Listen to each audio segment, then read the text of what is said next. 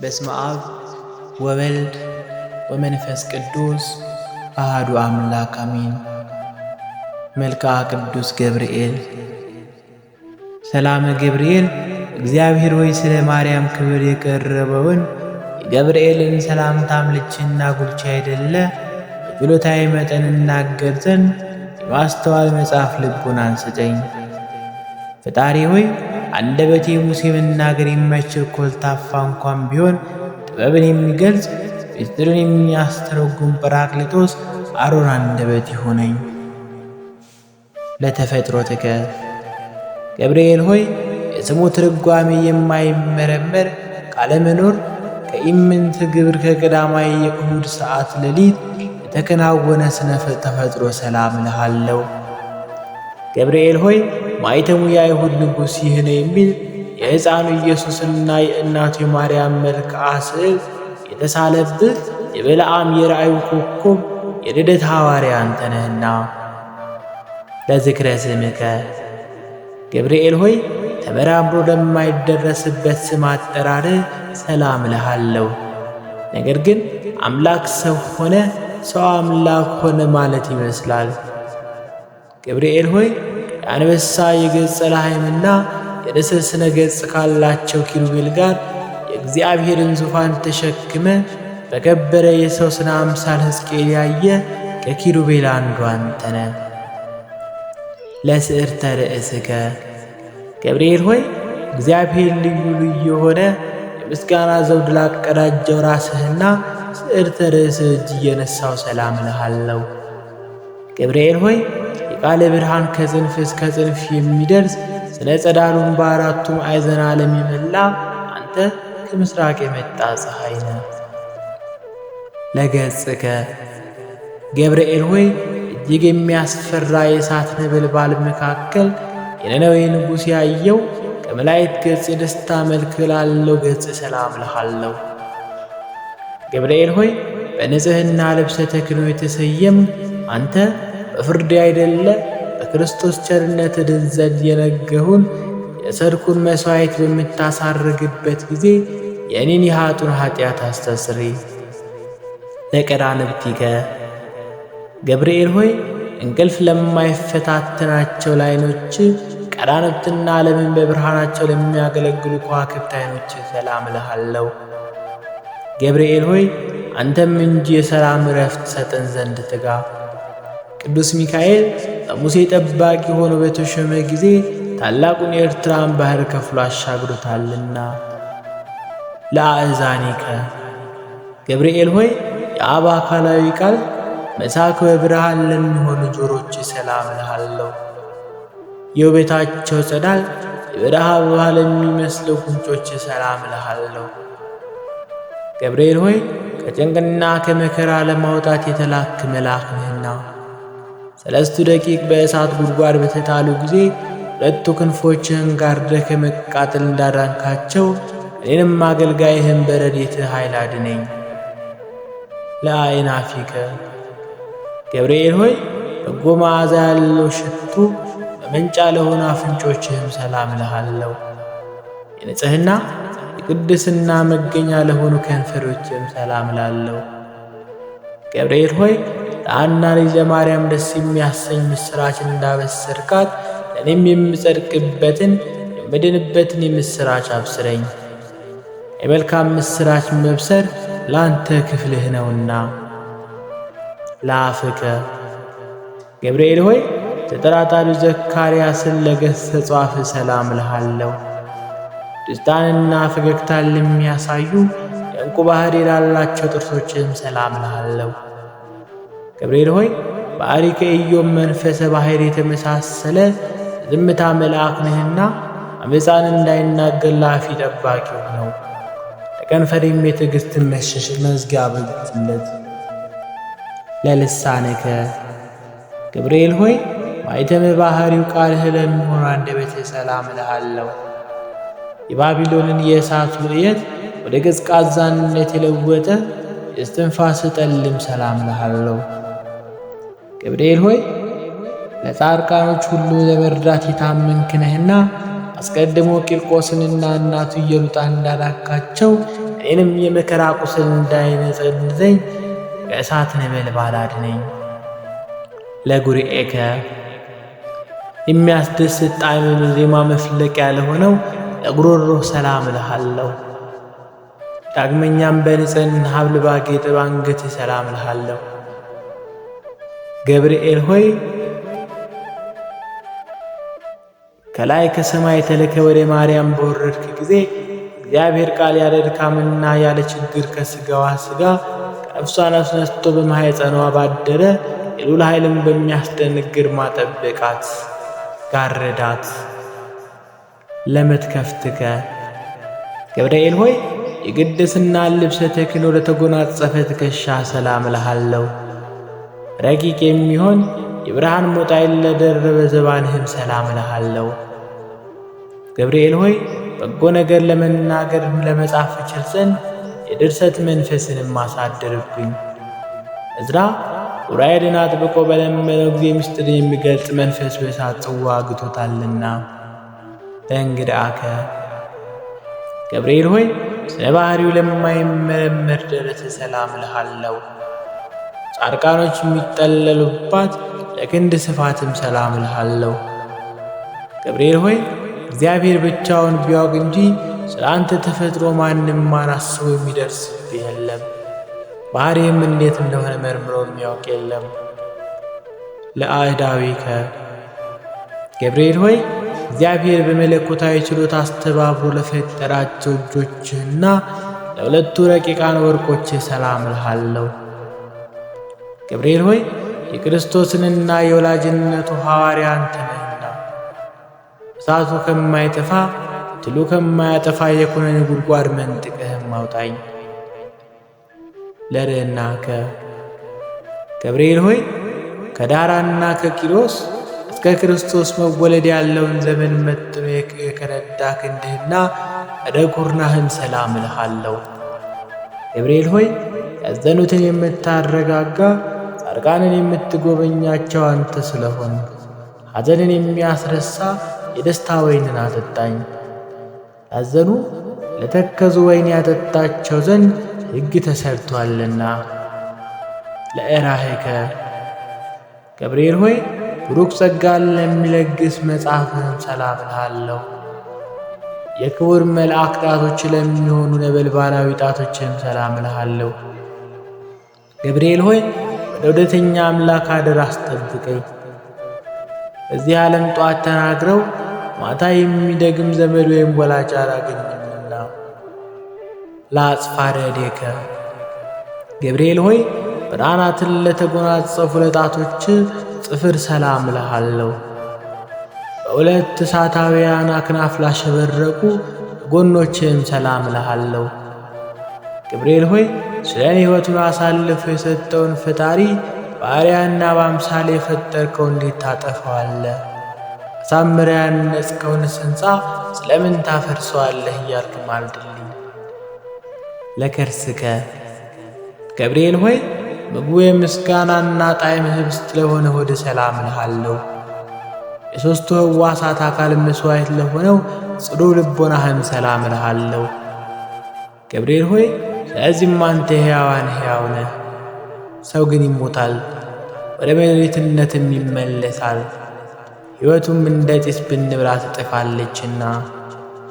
ለህሊናከ ገብርኤል ሆይ ምስጋናን በዝማሬ ድምፅ ለሚያሰማ የሚያመሰግንህ ህሊናህም ሰላም እልሃለሁ። የሥጋዊ ባሕሪ ክፍለ አካል ግን በባሕሪ የሌለ ነው። ገብርኤል ሆይ የደህንነት መልአክ ነህና እኔ አገልጋይህን ከችግር አውጣኝ። ይልቁንም ጠላቴ ሰይጣን የመቅሰፍትን እሳት ወላፈን በእኔ ላይ በነዛ ጊዜ ፈጥነ በክንፎች ጋርደኝ። ለአማውቲከ ገብርኤል ሆይ ለሚጠሩት ፈጥኖ የሚሰማ ሩኅሩህ እሳታዊ ነበልባዊ አንጀትህን ሰላም እልሃለሁ። ገብርኤል ሆይ አንተ በሁሉ ዘንድ አሸናፊ ነህ። አንተ በእግዚአብሔር ዘንድ መሥዋዕትን የሚያሳርጉ የካህናተ ሰማይ ሱራፌል ጓደኛ ነህ። ምናልባት ቅዱስ ሚካኤል ቢተካከል እንጂ እንዳንተ ማን አለ? ለእምብርትከ ገብርኤል ሆይ ስለ ባሕሪው ረቂቅ ለሆነ እምብርት ሰላም እልሃለሁ። በብሩህ መብረቅ የተሸለመ ነበልባላዊ ወገብህም ሰላም እልሃለሁ። ገብርኤል ሆይ እኔ ልበ ክፉ አፈ ጻድቅ ሲሆን ንስሐ ሳልገባ በከንቱ ሞት ይሁን? እባክህ ቁርጡን ንገረኝ። ለአቆያጼከ ገብርኤል ሆይ በሰማይ አምላክ ፊት ዘወትር ተንበርክከው ለሚሰግዱ ጉልበቶችና አቆያጾች ሰላም እልሃለሁ። ገብርኤል ሆይ ስንፍናን የምታወግዝ ለሰኮናከ ገብርኤል ሆይ በዚያ ድብልቅልቅና ሽብር በሆነበት ዕለት ከጌታ እግረ መስቀል ስር ለቆሙት ተረከዞችና ጫማዎች ሰላም እልሃለሁ። ገብርኤል ሆይ የጌታን ትዕግሥት የእሁድን ግፍ ተመልክተ በታላቅ አደባ ሰይፍን ቁጣም ዘግዝገኸው። ቅዱሳት አንስት ግን ክርስቶስ ተነስቷል ስላልካቸው የትንሣኤ ምስራች ይነግሩ ዘንድ ወደ ሐዋርያት ሄዱ። ለአጻብዒከ ገብርኤል ሆይ በእግሮች ላይ ለሚያበሩ 10 ወጣቶች ሰላም እልሃለሁ። በብርሃንነትና በነጸብራቅነት ለሚተባበሩ ጥፍሮችም ሰላም እላለሁ። ገብርኤል ሆይ የትሕትናና የጽድቅ መምህር እንደመሆን መጠን በየዕለቱ በጎ ነገርን አስተምረኝ። በኃላፊ ንብረቱ በሚመካ በሀብቱ ብዛት የሚተማመን የሰው ዘመድን ሁሉ ሐሰተኛ ነውና። ለቆመከ ገብርኤል ሆይ የማረጋጋትን የደስታ መገኛ ለሆነው አካለ ቆምህ ሰላም እልሃለሁ። ከፍጥረት ዓለም እስከ ዛሬው በሕያውነት ላለው ስነ መልክህም ሰላም እልሃለሁ። ገብርኤል ሆይ በየጊዜው የዘመኑን መድረስ አስረዳኝ።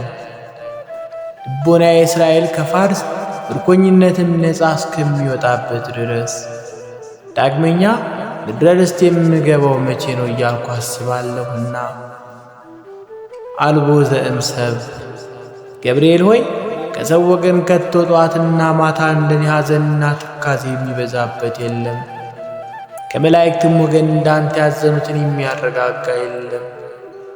ገብርኤል ሆይ ስለዚህ እኔም አውቄ አንተን አምኜህን ያቀረብኩልህን ጸሎት እንደ ትልቅ ዋጋ ቆጥረ የማረጋጋት ቃልን አሰማኝ። የመላእክት አለቃ ቅዱስ ገብርኤል ሆይ ሰላም ለአንተ ይሁን። የጥንቱን የመዳን ተስፋ በመስበክ አዲስ የምሥራች ዜና ለመናገር በክብር ወደ ድንግል ማርያም ተላክ። ገብርኤል ሆይ ሰላም እልሃለሁ። የኤልሳቤጥ ልጅ ዮሐንስ ከተጸነሰ በኋላ ለዳዊት ልጅ ምሥራች ትነግር ዘንድ ወደ ገሊላ ምድር የተላክ ገብርኤል ሆይ ሰላም እልሃለሁ። ገብርኤል ሆይ ሰላም ላንተ ይሁን። ድንግል ማርያም ቃልህን ሰላም ላንቺ ይሁን ባላት ጊዜ ከሥጋዋ ሥጋ ከነፍሷ ነፍስ ነስቶ ያን ጊዜ መለኮት ከእርሷ ሰው ሆነ። ገብርኤል ሆይ ሰላም ላንተ ይሁንና ድንግል ማርያምን ተፈሥሒ ደስ ይበልሽ ባልካት ጊዜ መንፈስ ቅዱስ ከሥጋዋ ነጻ፣ የልዑል ኃይልም ጋረዳት። ድንግል ማርያምና ሕፃኑ ልጇ ጌታችን መድኃኒታችን ኢየሱስ ክርስቶስ ካሉበት ምድረ ይሁዳ እስኪደርሱ ድረስ ሰብአ ሰገልን በኮከብ የመራቸው ገብርኤል ሆይ ሰላም እልሃለሁ። ገብርኤል ሆይ ለድንግል ደስታን በተመላ ቃል ሰላም ባልካት ጊዜ መለኮት ከሥጋዋ ሥጋ ከነፍሷ ነፍስ ነስቶ ሰው ሆነ። ስለዚህም ምሕረትንና ፍርድን ታሰጠኛለህ በማለት የተቀኘውና ንጹሕ ዝማሬ እየዘመርኩም ሰላም እልሃለሁ። በነደ እሳት ለተፈጠርክ ገብርኤል ሆይ ሰላም እልሃለሁ። የብርሃን ራስ ወርቅ የተቀዳጀ ገብርኤል ሆይ ሰላም እልሃለሁ። የአሸናፊና የኃይል መልአክ ገብርኤል ሆይ ሰላም እልሃለሁ። በፍጹም ጥፋት ድን ዘንድ ክንፍህን ጋርድልኝ። ወደ ድንግል የተላክ ገብርኤል ሆይ ሰላም ላንተ ይሁን። የደስታ የምሥራች ተናጋሪ ገብርኤል ሆይ ሰላም ላንተ ይሁን። ነበልባላዊ ኦፍ ሰማያዊ ሆይ ሰላም ላንተ ይሁን። ደስታን አብሳሪ ቅዱስ ገብርኤል ሆይ ሰላም ላንተ ይሁን። የአካላዊ ቃል የመጸነስን ብስራት በማኅፀነ ማርያም ላሳደርክ ሰላም ላንተ ይሁን። በመልአክም ሞት ከመውደቅ የምትታደግ ሊቀ መላእክት ቅዱስ ገብርኤል ሆይ ሰላም ላንተ ይሁን። በአማላጅነት በመታመን ተስፋ እናደርጋለንና በመዓልትም በሌሊትም አንተ ጠብቀን ለዘላለሙ አሜን። ወስብሐት ለእግዚአብሔር ወለወላዲቱ ድንግል ወለመስቀሉ ክቡር። ይቆየን። በስመ አብ ወወልድ ወመንፈስ ቅዱስ አሐዱ አምላክ አሜን። ድርሳነ ገብርኤል ዘየካቲት። አንድ አምላክ በሚሆን በአብና በወልድ በመንፈስ ቅዱስ ስም አምነን በገጽና በአካል ሦስት በመለኮት በኃይል በፈቃድ አንድ የሚሆን የማይናወጥ መሠረት ሕጸጽ የሌለበት መዝገብ የማይፈርስ እንባ መጠጊያ የሚያከብር የሚቀስፍና ይቅር የሚደርሱ ነው። እርሱ ጭንቅን ያመጣል ጭንቅንም ያቀላል።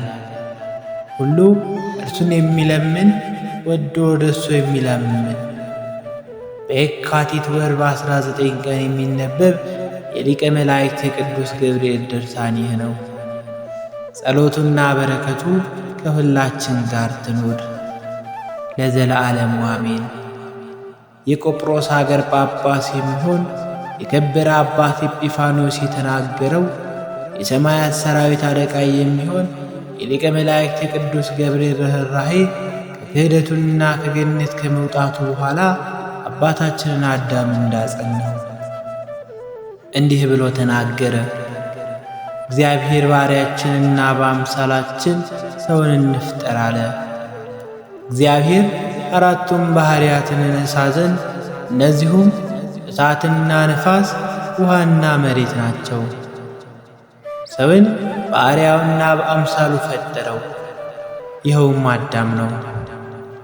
አዳም 30 ቀን ኖሯልና ከዚያም በኋላ ሕይወትን ነፍስ በላዩ አሳደረበት። ይህም ከተፈጠረ ከዛ ቀን በኋላ በአዳም ላይ ያደረ ሕይወት ፍጹም እውቀት ነው። ይህም እግዚአብሔርን የሚመስል የሕይወት እስትንፋስ ከሥጋውያን ወገን ከአዳም በቀር ማንም አያድርም። ያን ጊዜም የመንፈስ ቅዱስን ብርሃን አልብሶ ተድላ ወዳለበት ወደ ገነት አገባው። ከዚህ በኋላ አዳምም ተኛ። ጌታም ከጎኑ አንድ አጥንት አነሳና ሴትን ፈጠረ።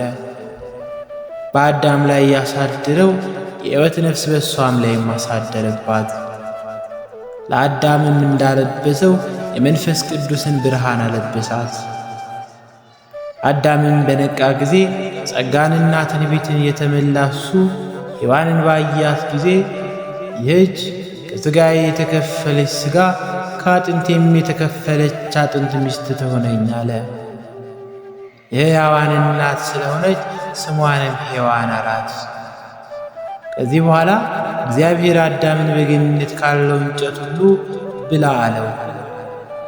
መልካምና ክፉን ከሚያሳውቅ እንጨት ግን አትብላ፣ እርሱን የበላህ እንደሆነ ትሞታለህና አለው። ከዚህም በኋላ አራዊትና እንስሳት አዕዋፍንም ወደ ሹማችሁ ወደ አዳም ሂዱ አላቸው። እሱም የወደደውን ስም ያውጣላቸው። ያን ጊዜም ሥጋውያን ሁሉ ወደ እርሱ ሄዱና በየስማቸውም ጠራቸው። የፍጥረቱ ሁሉ ስም እንደሚገባቸው ይጠራ ዘንድ ከመንፈስ ቅዱስ የተሰጠው እሱ ከዚህ በኋላ አሰናብቶና ባርኮም ሰደዳቸው። ከዚያም ሲመለሱ ዲያብሎስ አገኛቸው፣ እንዲህም አላቸው፣ አዳም ምን አለህ አላቸው። እነርሱም የሚገባንን ስም አወጣልን አሉት። ከእኛም አንዱ ብንለው እምቢ አለን። አምላኬ ከአንዲት እንጨት በቀር ከሁሉ አልነፈገኝም፣ ያውም እንዳልሞት ብሎ። ከዚያች ሰዓት ጀምሮ ዲያብሎስም እንዲህ ይል ጀመረ። ከዚያች እንጨት ቆርጦ ማንካፍ ውስጥ በጨመረልኝ። ከመላእክት ተለይቼ እኔ እንደተሰደድኩ እርሱም ስደተኛ ይሆን ዘንድ። ይህን እያለ ሲመኝ አርዌ ምድር እባብ ከእርሱ ዘንድ ደረሰች። እርሷም ከአራዊት ሁሉ ሲያዩዋት እጅግ መልካም ነበረች። ወዴት ትሄጃለሽ አላት። እሱም ስም ያወጣልኝ ዘንድ ወደ ሁሉ ሹም ወደ አዳም ነው አለችው። ስም እንዲያወጣልሽ የምትሄጁ መልካም ነው፣ እኔም ከአንቺ ጋር ስም እንዲያወጣልኝ መሄድ ይገባኛል አላት። ከዚህ በኋላ በእርሷም ተሰውሮ ወደ ገነት ገባ።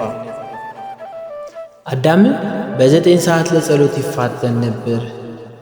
በገነት ውስጥ መላእክት በየሰዓቱ ደውል ይደውሉ ነበርና። አዳምና ሔዋን መልካቸው ልዩ ልዩ የሆነ አዕዋፋትም አራዊትም በገነት ያሉ እንጨቶችም ሁሉ ስለ ደስታቸው ለእግዚአብሔር ምስጋና ያቀርቡ ነበር፣ መንፈሳውያን ናቸውና።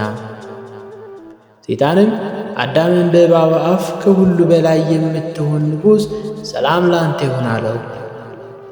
አዳምም እኔ የበላይ ንጉሥ አይደለሁም፣ የማይሾምና የማይሻር አምላክ ያለ እንጂ አለው።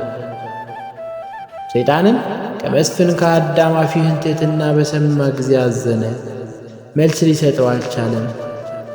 ከዚህ በኋላ አዳም ወደ ጸሎት ሄደ። እባብም ወደ ሔዋን ሄደና የገነት ንግሥት ሰላም ላንቺ ይሁን አላት። እርሷም ለአንተም ሰላም ይሁን አለችው። እንደምን አላችሁ አላት። በሰላምና በደስታ ነውም አለች። ከገነት እንጨት እንዳትበሉ እንደተከለከላችሁ ሰምተናል አላት። እርሷም የከለከለን ከአንድ እንጨት ብቻ ነው፣ የከለከለንም ነፍስን አይደለም እንዳንሞት ነው እንጂ አለችው።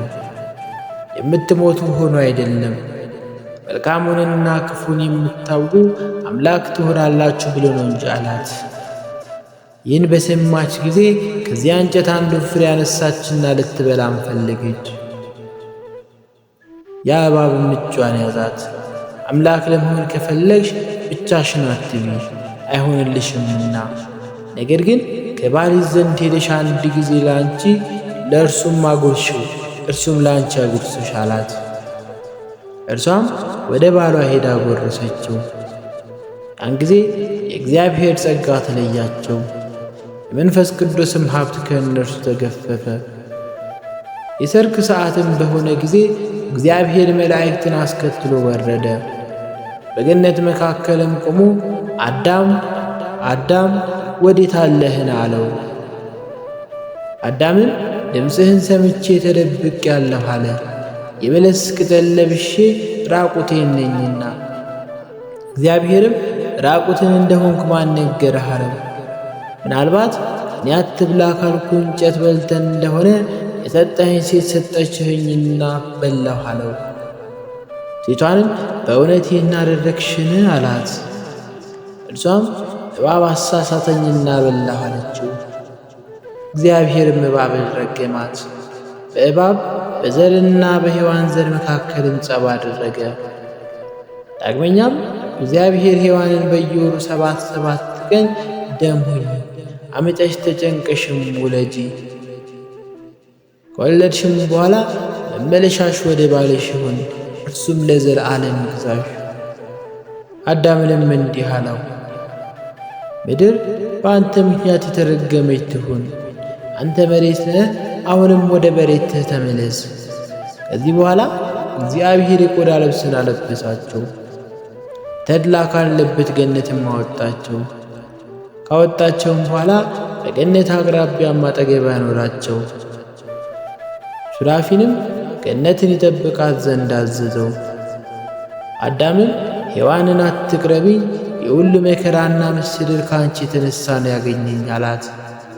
ይህንንም ብሎ አባረራት። በምሥራቅ ባሕር አጠገብም ሄዳ ተቀመጠች። ያን ጊዜ መልአክ ቅዱስ ገብርኤል ወደ እርሱ ወረደና የምታጽናናህን ለምን አባረርካት አለው። አዳምም አጥፊዬ ናት እንጂ ረዳቴ አይደለችም አለው። አሁንም ዳግመኛ እንዳታስተኝ እፈራለሁ። ገብርኤልም ምንም ምን የሌለው ድሃ ምን ይፈራል? ከጌትነት የተሰደ ድሃ ሆነሃልና፣ አሁንም ከእርሷ በስተቀር የሚያጸናህና የሚረዳህ የለም አለው። ገብርኤልም እንዲህ ባለው ጊዜ አዳም ትምጣ እንጂ ምን ላድርግ አለው።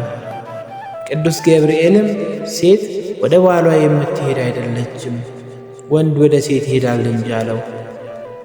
ያን ጊዜ አዳም ወደ እርሷ ሄዶ እርሷን ባየችው ጊዜ ወደ እርሱ ሄዳ ሰገደችለት።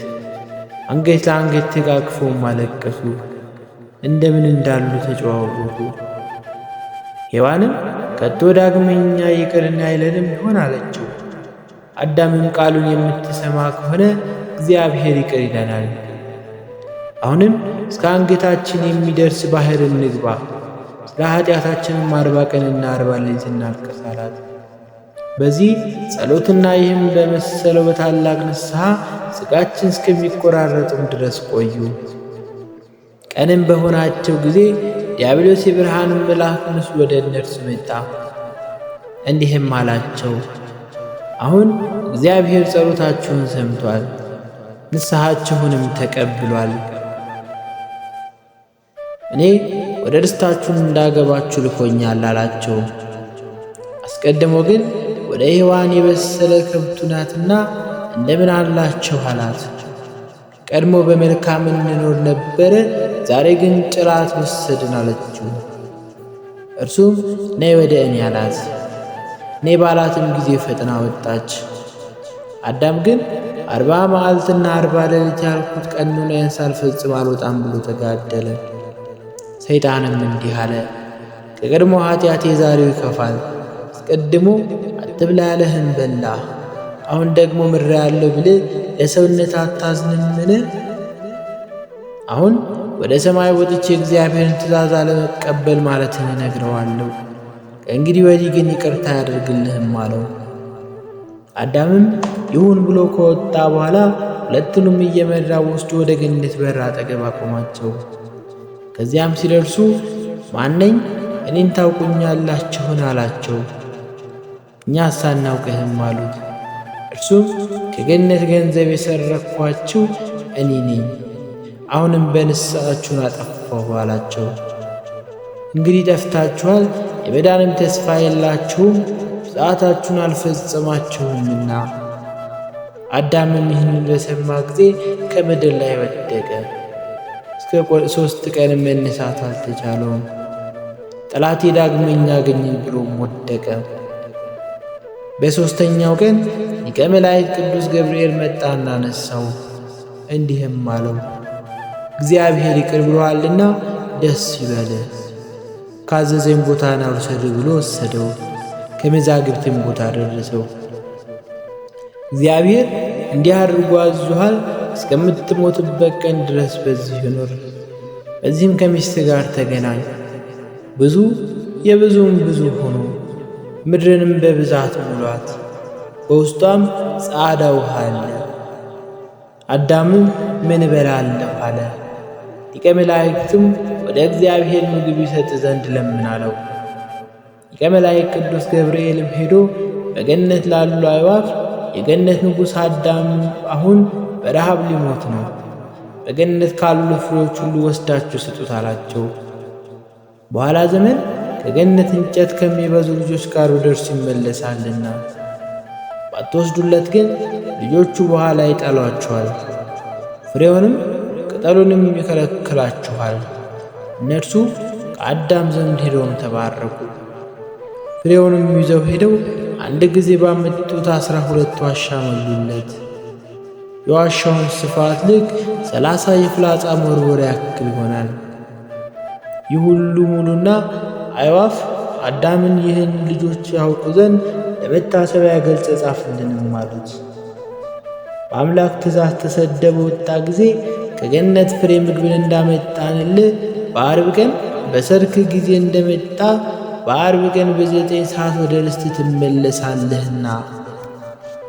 በአንድ ገጽ በሁለተኛው ሰማይ ሲናገር ከገብርኤል አፍ ይህን ሰምተናል።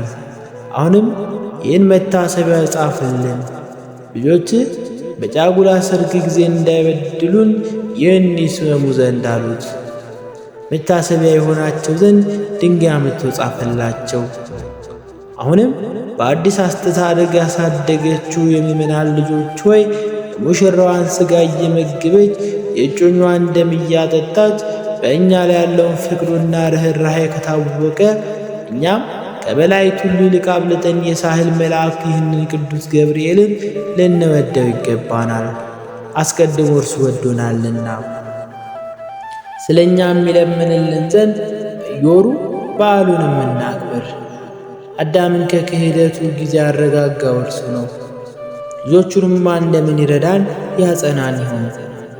ጌታችን መድኃኒታችን ኢየሱስ ክርስቶስ በመስቀል ላይ በመካከላችን ቆሞ ከአባቱ ከእግዚአብሔር ጋር አስታረቀን። በኋላ እሱ አምላካችን ነውና እንደ እኛም ሰው ሆኗልና በመስቀሉ ባፈሰሰው ደም ሰማይና በምድር ያሉትን አስታረቀ ብሎ ሐዋርያው ቅዱስ ጳውሎስ እንደተናገረ በመስቀሉ የፈጸመው ፍቅር በወዳጆቹ ላይ ይሁን ለዘላለሙ አሜን። የሊቀ መላእክት የቅዱስ ገብርኤል ተአምር ይህ ነው። ጸሎቱና በረከቱ ከሁላችን ጋር ይሁን። ቤተ ክርስቲያን ከሰሩ በኋላ መሠዊያን ሰሩ። መልኩ ያማረ አንድ ጎልማሳ ገባና እያደነቀ ቆመ። ዓይኖቹን አቅንቶ በተመለከተ ጊዜ ገብርኤልን ክንፉ በላያቸው ዘርግቶ አየው። ምሰሶ አናጢዎችን ለማቆም በቆረጡት ጊዜ ገብርኤል በእጁ ያለውን በትር ከምሰሶ ላይ ያደርገዋል። ያን ጊዜ አናጢዎቹ እንደፈለጉት ሆኖ ይቆማል። ያም ጎልማሳ ይህንን ታላቅ ተአምር ባየ ጊዜ ፈራ፣ ደንግጦም በምድር ላይ ወደቀ። ያዩትም ደነገጡ። አእምሮውን በተመለሰ ጊዜ ምን ሆንክ? ምንስ አየህ? አሉት። እርሱም ብሩህ የሆነና ታላቅ ክንፍ ያለው ሰው አየው፣ ክንፉንም ከእነዚህ ሰዎች ላይ ዘርግቷል አላቸው።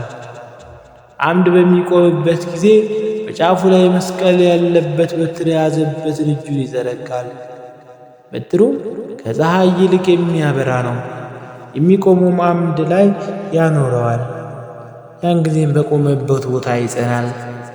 ሕዝቡም ይህንን በሰሙ ጊዜ በአቅማቸው መጠን መባቸውን ለቤተ ክርስቲያንም አገቡ። በፍጹም ደስታ ሃይማኖትም ጸንተው ባለጸጎችም ድሆችም ሎሌዎችና ጌታ ትልቅም ትንሽም እኛም አምላካችን እግዚአብሔርን እንለምነው በቅዱስ ገብርኤል በዓል መባችንና ቁርባናችንን ይቀበል ዘንድ ወዳጁን በንጉሶች ንጉሥ በአምላኮች አምላክ በጌታችን በመድኃኒታችን በኢየሱስ ክርስቶስ ፊት የበቃ ያድርገን። ቸር ጠባቂ ሰማያዊ ከሚሆን ከአባቱ ጋር ማሕያዊ ከሚሆን ከመንፈስ ቅዱስም ጋር ምስጋና ገንዘብ የሚሆን የቅዱስ ገብርኤል ጸሎቱና በረከቱ ሁላችንም ላይ ትደር። የሊቀ መላእክት የቅዱስ ገብርኤል ተአምር ይህ ነው። በረከቱ ከሁላችን ጋር ትሁን። ለቅዱስ መርቆሬዎስ ሰይፍን እንደሰጠ የሚናገር ቅዱስ መርቆሬዎስም በሰልፍ ውስጥ ሳለ የእግዚአብሔር መልአክ ቅዱስ ገብርኤል ታየው። ሰይፉንም ሰጠውና ይህንን ውሰድ አለው። እግዚአብሔር ኃይልን ሰጥቶሃል፣ ጠላቶችንም ነገ ድል ታደርጋቸዋለህ አለው። ዳግመኛም ንጉሥ ዳኪዎስ የክርስቲያንን ሃይማኖት ትቶ ለጣዖት ሰገደ። አንተ ግን ሕግህን ጠብቀ ከአባቶች በተማርከው ሃይማኖትህ ጽና አለው። ይህን ነግሮት ከእርሱ ተሰወረ። በረከቱ ከወዳጁ ጋር ትሁን ለዘለዓለሙ አሜን። የነደደ እሳትን ያጌጥ ቅዱስ ገብርኤል ሆይ ከአርበኞች ጋር ውጊያን በጀመረ ጊዜ ሀብትንና ጸጋን የተመላ የሮሙ መርቆሬዎስን የረዳኸው ያለ ረድኤት ግን ሞትን የማይፈራ ጻድቅም ሰማዕትም አይገኝም። እንደ አምላክም የሚሆን በአብ በወልድ በመንፈስ ቅዱስ ስም አምነን ባለመለየት በሦስትነት ያለ መታሰብ የረቀቀ ባሕሪ በመሆን ያለ ያበደረው ማን ነው? የተከፈለውስ ማን ነው? ያወቀው ያየውስ ማን ነው? የሚገዛው ማን ነው? የተራበውን የሚመግብ የተጠማውንም የሚያጠጣ እርሱ ነው። መስገድና መገዛት ከእኛ ዘንድ ለእርሱ የሚገባው ለእኛም ከእሱ ዘንድ ምሕረትና መልካም ነገር መለመንን ይገባናል። የካቲት 19 የሚነበብ የቅዱስ ገብርኤል ድርሳኑ ይህ ነው። ልመናው አማላጅነቱ ከሁላችን ጋር ትሆን። ወስብሐት ለእግዚአብሔር ወለወላዲቱ ድንግል ወለመስቀሉ ክቡር። ይቆየን።